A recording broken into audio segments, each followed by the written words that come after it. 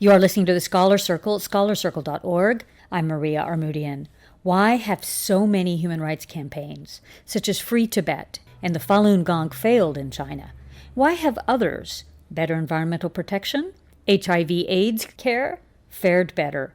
What have the costs been on political movements with the more successful campaigns? Stephen Noakes joins us. He's a senior lecturer at the University of Auckland and the author of The Advocacy Trap: Transnational Activism and State Power in China.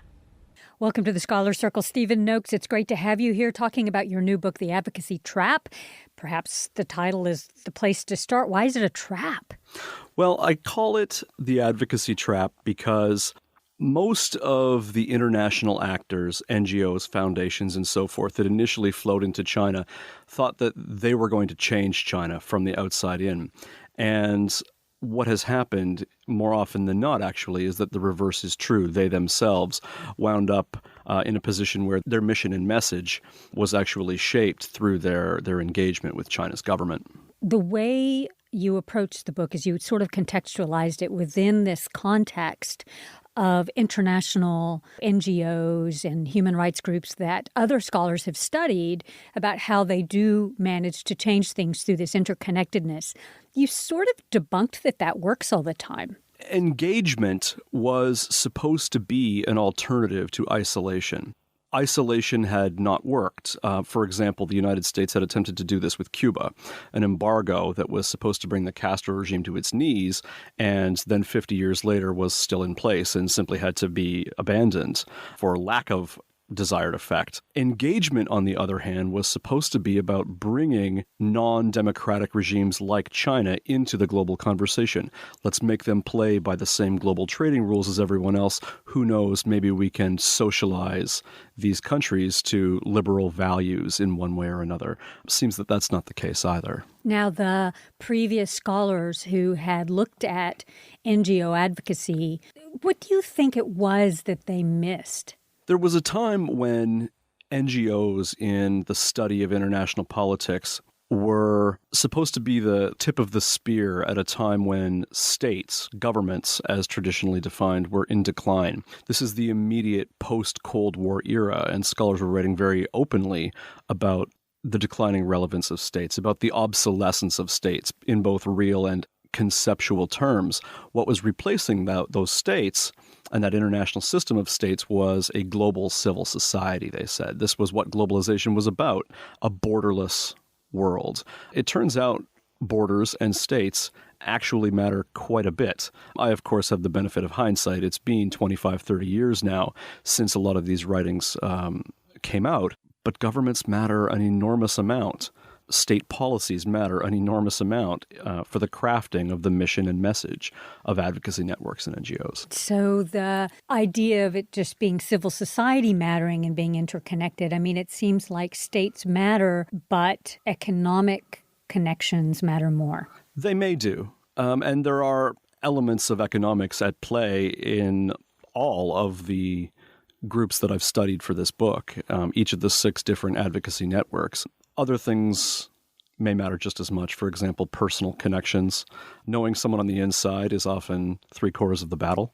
But we can't sit here and pretend that material interests aren't at play, even in those groups which might not necessarily advertise that that's how they work.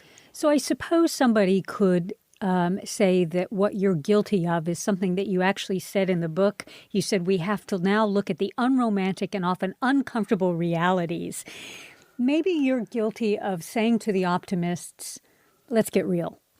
I think that's right in some sense. I see the book as a bit of a bucket of cold water on that excessively rosy picture of transnational civil society, of global civil society that we had back in the mid to late 90s. When I say uncomfortable and unromantic, what I'm really asking that community of practitioners is, how willing are you to get your hands dirty? Just how dirty? What would you sacrifice to get just an inch of what you want actually done? You talked about some of the changes that these organizations that maybe wanted to be pure but had to sort of shift. You know, you said it was kind of like mission creep, but it was a sort of a compromised position they had to go into even to see an ounce of change. I call it advocacy drift. The allusion to mission creep works, but only up to a certain point. Mission creep is actually about the administrative bloat, that fattening up of institutions that happens through bureaucratization over time. Advocacy drift can be actually just the opposite. What it refers to is a scaling back, in some instances a complete reversal of the principled core that actually defines an international NGO or movement. So, for example, one of the examples I talk about in the book is the Tibetan independence movement. For 60 years, it was driven and bound by this commitment to the idea that there ought to be a free and independent Tibet.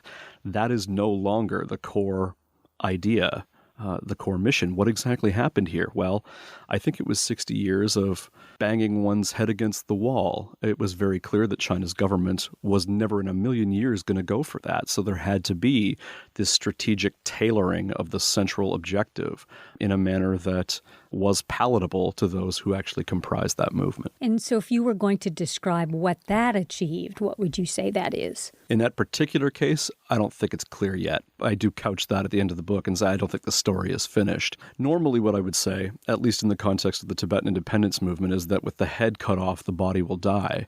And so what will happen as one Dalai Lama passes away and another takes his place, what will that mean for the coherence of the movement? If I was to make a prediction, I would say the movement as we now know it is not likely to be in a few years' time.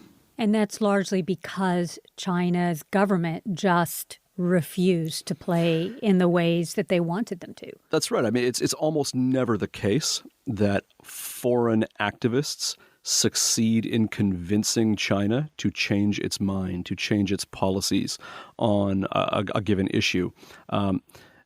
It's incredibly rare that China's government adopts a position for reasons other than something it didn't already favor anyway for its own purposes. And so that can actually create a great deal of confusion when we actually attribute certain effects to advocacy networks. It can look like they are having some kind of meaningful impact when in reality it's just a coincidence. How would you compare the Tibetan case with, say, the Falun Gong case? Well, they both fall under what I would generally term human rights, and both have achieved exactly nothing, no aspect of their original mission and message. What actually differentiates the one from the other is that the Falun Gong case does not exemplify advocacy drift. It has shown much greater commitment to its core principle, despite the fact that it really doesn't have any credible hope of succeeding. I don't think that necessarily means that Falun Gong practitioners are more ideologically pure, and the goal of the book isn't to criticize the sincerity of everyone's convictions, but what I do say is that their incentives may be different. When there's nothing but the fall left, how one takes the fall might matter a great deal, and I think that that's exactly what Falun Gong practitioners are thinking when they remain committed to this objective when the odds are so strongly stacked against them. The same might not be true for the Free Tibet movement. If we were to look at the campaigns that did succeed, and you listed some of them in your book, they were quite different. Their mission was different. Their approach was different. What were those? The first and most obviously successful instance was the campaign to improve China's intellectual property rights regime for exactly the reason you might think of. It has everything to do with keeping China attractive as a place to invest by convincing foreign investors that their proprietary technology is going to be safe and not ripped off, and that brand integrity actually means something. The Chinese government actually does itself a solid. It gets to continue to improve the lot of the middle class, general growth in the country's wealth, and its redistribution as well. There are other more successful examples. The one that comes immediately to mind is the Greenpeace campaign, which was initially aimed at getting China to adopt a cap and trade, a firm cap on its carbon emissions. It exemplified advocacy drift in the sense that China rejected that cap and trade scheme, believing probably pretty accurately that it would be bad for growth. It actually was worth it in the context of this Greenpeace campaign to amend the central goal. What they actually said was, maybe it doesn't matter so much how China's carbon outputs are reduced, as long as they get reduced. And so they and others within this transnational campaign took to partnering more actively with state agencies and government actors in order to see that new targets were set. Do you think that in some cases it's not quite drift as much as it's strategic overshooting? And with the idea that, yes, we'll compromise at some point? That might be true. I can't actually think of a concrete example where I know that a sort of false target, a high bar was set, knowing very well it was unachievable, but so that any impact that came in below that bar seemed phenomenal nevertheless, given the impossible-looking odds. What I say in the book is that I think there's something at the core of these advocacy networks where these groups can face a real conflict of interest. At what point does pragmatism actually undermine principle? I don't know that there's a clear or consistent answer to that question, but what I wanted to do here is call attention to that issue, which the international relations and political science literature I'm addressing has really not done a great job of. So you would think that in the case of the environment and in the case of the intellectual property, where China did change, did address the goal of the advocacy group, but they did it really more for their own advantage? That's right. Would you say that's right? Yeah. What I develop in the latter chapters is what I call a domestic legitimacy-based explanation. Legitimacy simply means the right to rule. How does this government retain its moral authority? How does it retain the consent of those it governs over? And when you look at this question of the impact of advocacy networks through this prism of legitimacy, the decisions that the Chinese government makes actually make a lot more sense. It can, for example, ignore the claims of Falun Gong practitioners and Free Tibet activists because those things are largely not important for its domestic legitimacy. On the other hand, it has to address issues that affect economic productivity or the cleanliness of the air, its fitness to be breathed by people. Those are the kinds of issues that, if not properly addressed, will affect the Chinese Communist Party's legitimacy and its ability to govern. So it's really largely about power and maintaining power. That's exactly it. It's a study in authoritarian resilience. There were two other cases that come to mind. One was dealing with AIDS and HIV treatment, and the other was about trying to abolish the death penalty. What happened in those cases? I refer to these jointly as instances of intercessory advocacy. In the HIV/AIDS case, it was scholars and scientists and medical experts who were actually shrewd enough to recognize a moment when it presented itself, to see an opportunity to influence the about-face that China was itself making. For many years, China's response to the HIV/AIDS crisis, which was clustered in the southwest of the country, was ideologically driven. The sense was that because this was a disease of intravenous drug users and sex workers, they got what they deserved. These were depraved people who deserved to die. There were other much more pointed statements that the Chinese leadership made in the early 1980s that HIV/AIDS was symptomatic of sick capitalist societies.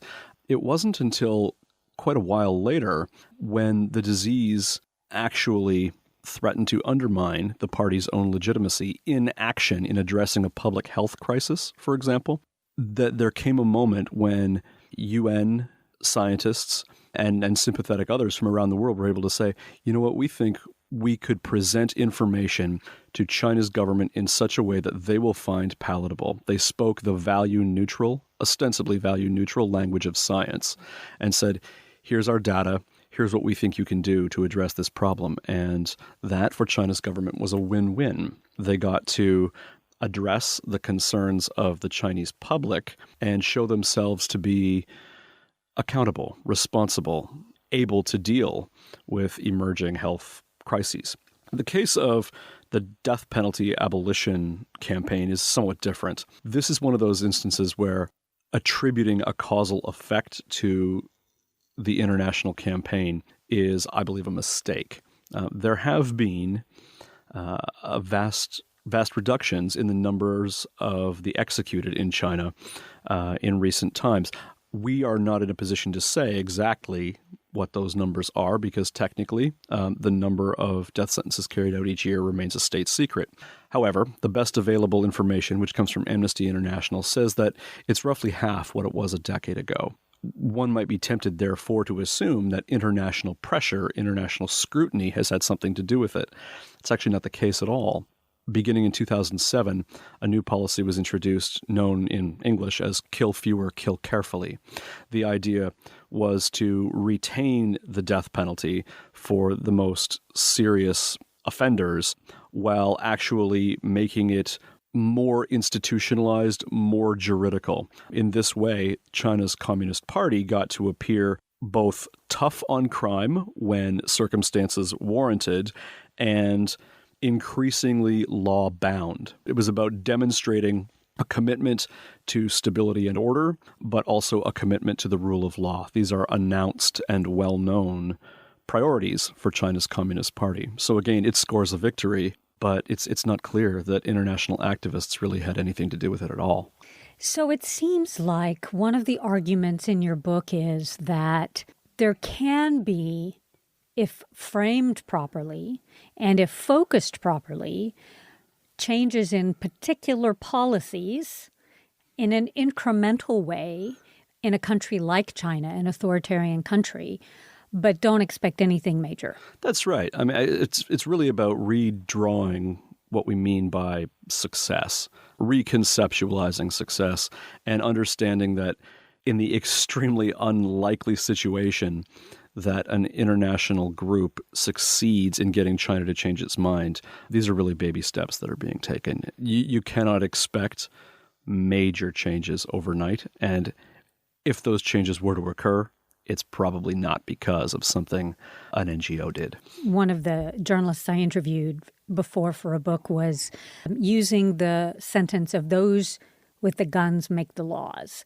And it sounds like what you're saying is those with the power will say yes or no, and they don't really, it doesn't matter what the rest of us say. That's mostly true. You know, that original framing of powerful transnational civil societies versus increasingly inconsequential, obsolete states, I don't think that there's necessarily a ton of truth to that. That original puzzle in the research was presented as one of the soft power of advocacy networks triumphing over the hard power of states. Why should that be? After all, states have tanks and armies and guns, whereas international advocates have to make do with beauty and truth. Well, the tanks, the guns, the armies, the hard power actually does prevail most of the time. Yeah, so you don't see an Arab revolution happening in China? No, I do not. Were it to occur, it would be unrelated to international pressure. And so in the end, you're saying, well, maybe we have to think through what is achievable. You said good governance, for example, but is that really the enemy of, say, human rights and democracy? Or is it just, look, we can get this done, maybe we should? When I mention good governance, no, it's not necessarily the enemy of human rights and democracy. I mean, in this part of the world, Aotearoa, we know democracy and good governance to be two sides of the same coin. I just mean that China's taking baby steps.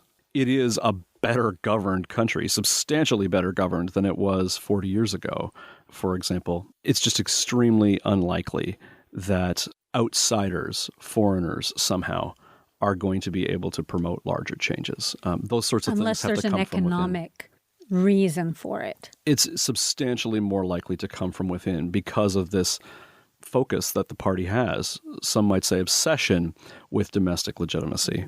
The loss of that will mean big things for the Communist Party and the ability of the regime to survive. But at the moment, the best available information tells us that the Communist Party actually enjoys rather high popular legitimacy. There is not the widespread opposition to its rule that so many imagine that there is.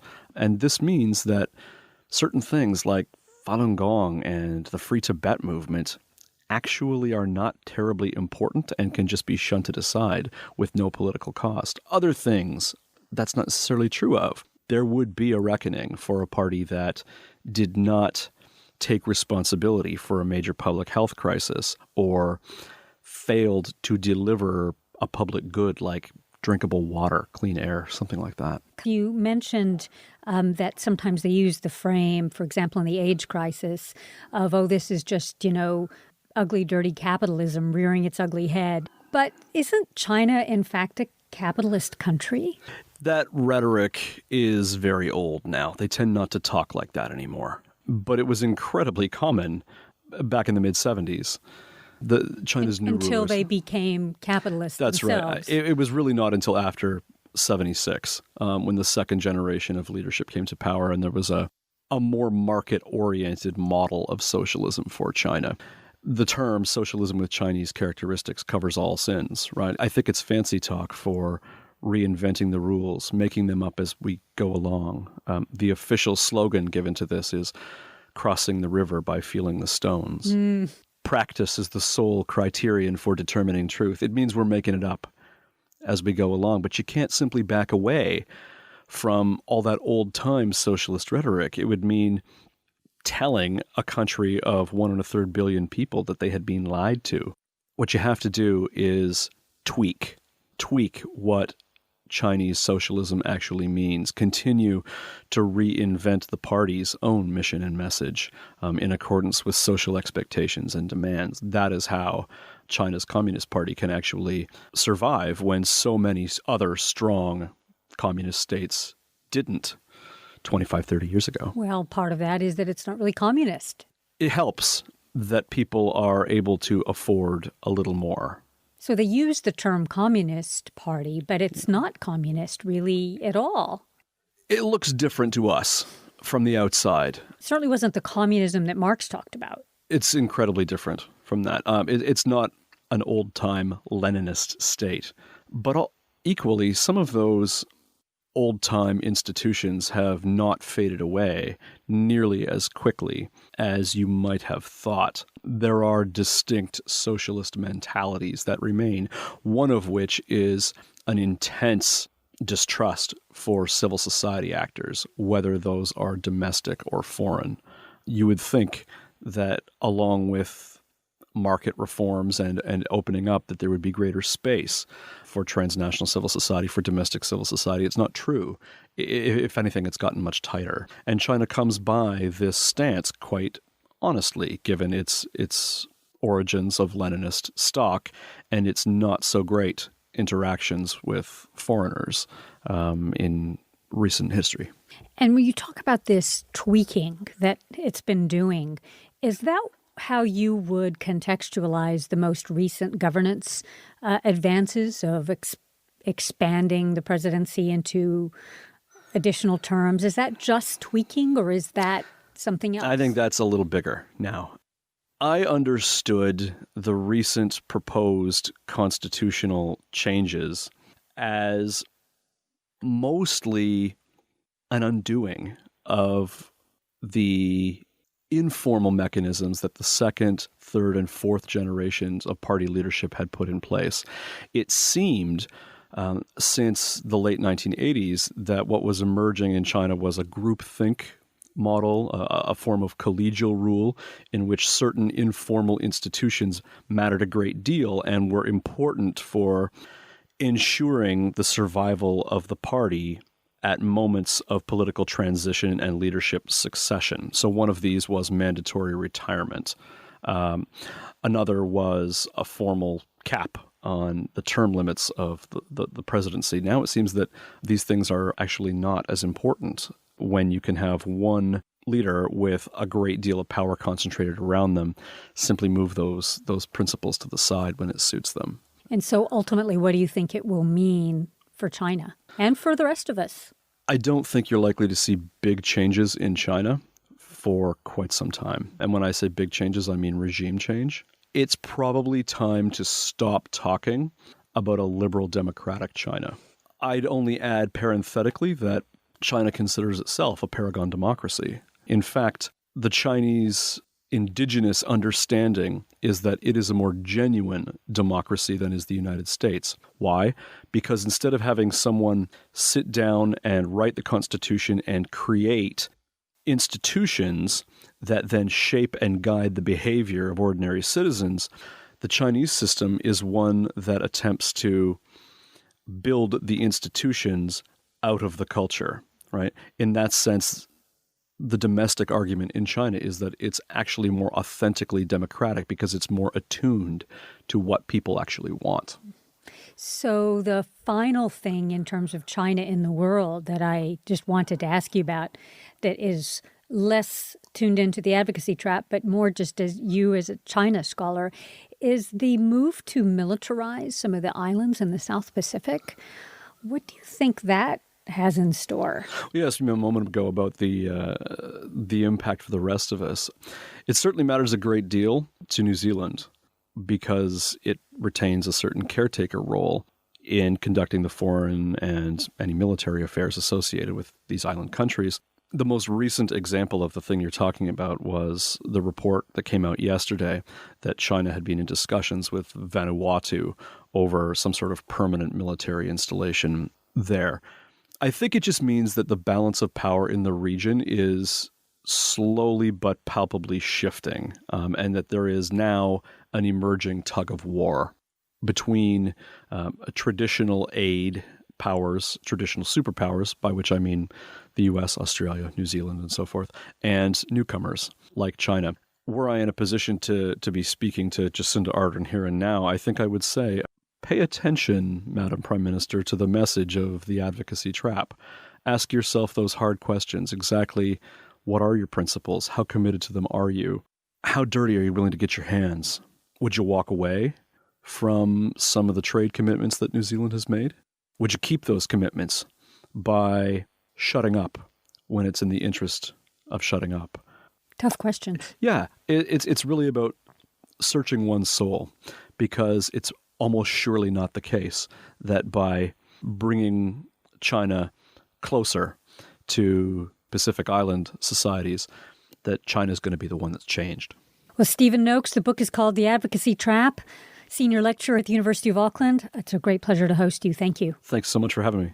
And that's it for today's show. Thank you to all of our guests and to those who make this program possible. To Sud Dongre, our webmaster, Ankine Arasian, Melissa Chiprin, Anais Amin, Mike Hurst, and Tim Page. Most of all, thank you for listening. If you missed part of the show, you can check out our archives at scholarcircle.org, kpfk.org, and please like us on Facebook, follow us on Twitter at Armoudian, and we'll see you next week.